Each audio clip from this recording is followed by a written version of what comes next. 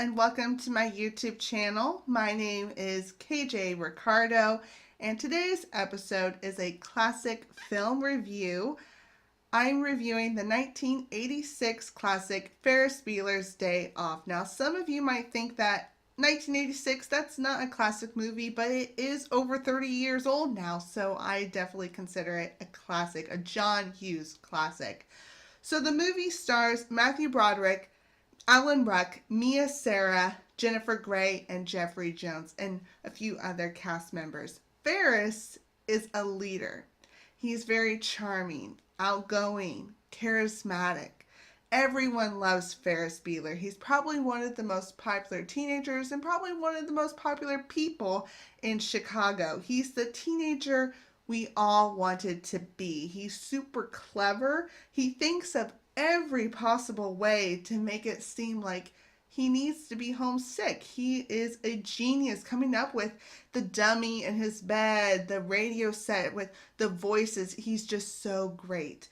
Now, many people say that he is a manipulator, and that can be true. He convinces Cameron to always do what he wants to do, but in his heart, he's a good friend to Cameron. He cares for his friend.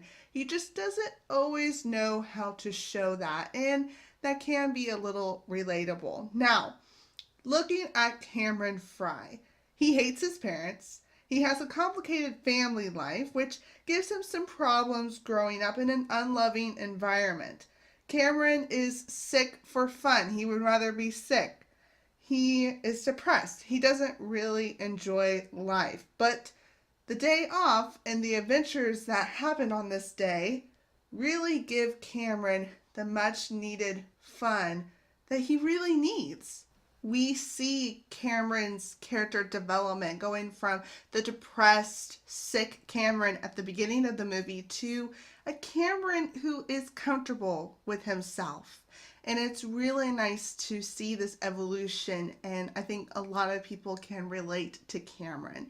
Now, these two friends, Cameron and Ferris, they are nothing alike. Ferris is outgoing and Cameron isn't, but they work together and it's really nice to see their friendship. Looking at Ed Rooney, he is this stereotypical school administrator who dislikes today's youth. He's so focused and obsessed with Ferris Bueller because Ferris represents everything wrong with today's youth. And so he is determined to catch Ferris, and a lot of his scenes are very comedic in the movie. There are so many scenes in this movie that are just brilliant by John Hughes. They are unforgettable. You just love watching them. Every time you watch them, it's just such a joy to watch.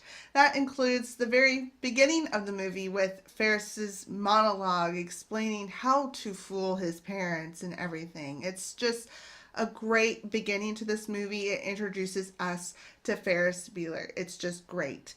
There's also this classic scene with Ben Stein reading out the roll call in class.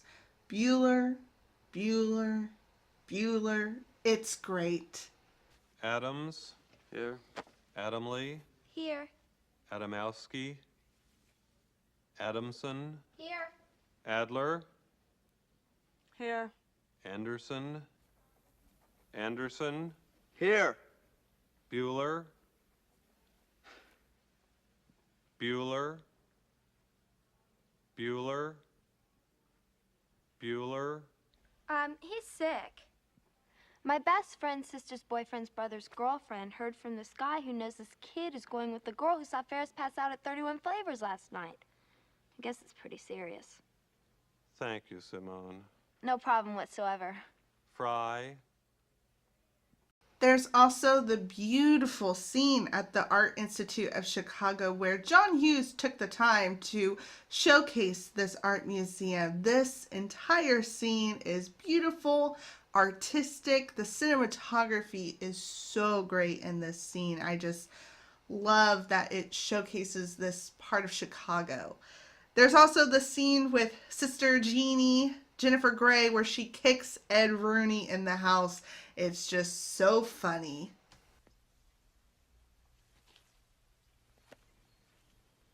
Ferris Bueller. Yeah!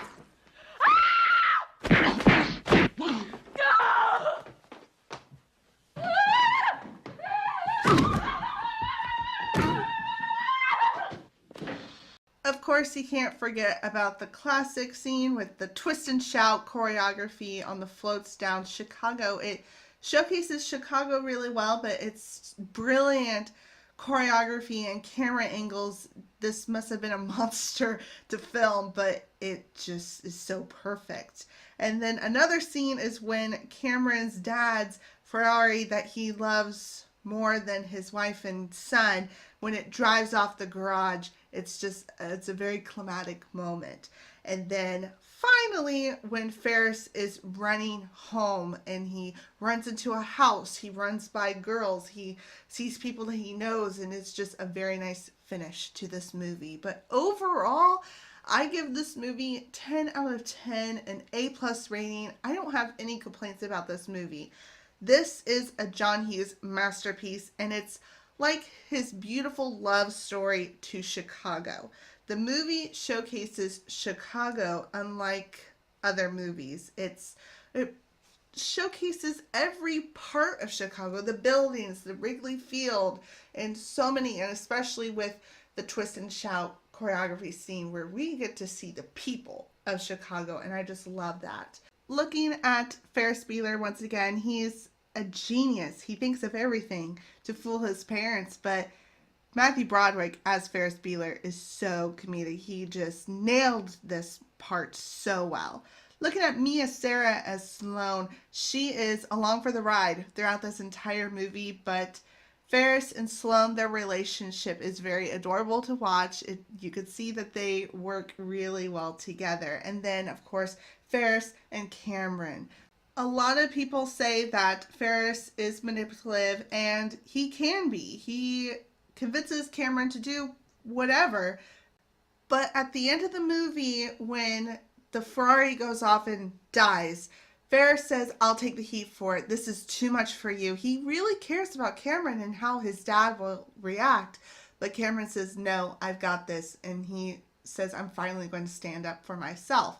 So we see this character development, and then the camera zooms in on Alan Ruck, and it's just wonderful. So overall, I really enjoy this movie. Everything about this movie. It's so comedic. It has great writing and acting from everybody who's a part of this movie, and you could just tell that everyone had fun, and it's just a very comedic, and it's definitely a classic. Even though it was made in 1986, it's a classic now. It's a John Hughes classic, and so I love everything about this movie. Every time I watch it, I laugh along. And so I want to hear from you. What do you enjoy about Ferris Bueller's Day Off? It's a pop culture movie, and a lot of people say Ferris Bueller, they know immediately what you're talking about. So put in a comment what your favorite thing about this movie is. I'd be happy to read that. And to conclude, I'm just going to leave Ferris Bueller with his final monologue.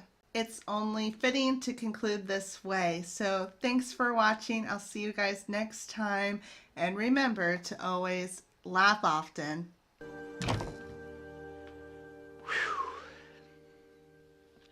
Yep. I said it before and I'll say it again. Life moves pretty fast. You don't stop and look around once in a while, you could miss it.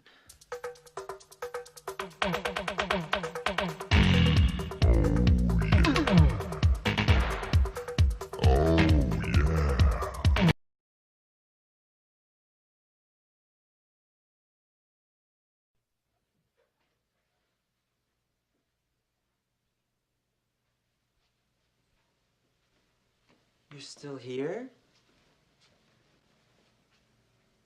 It's over. Go home.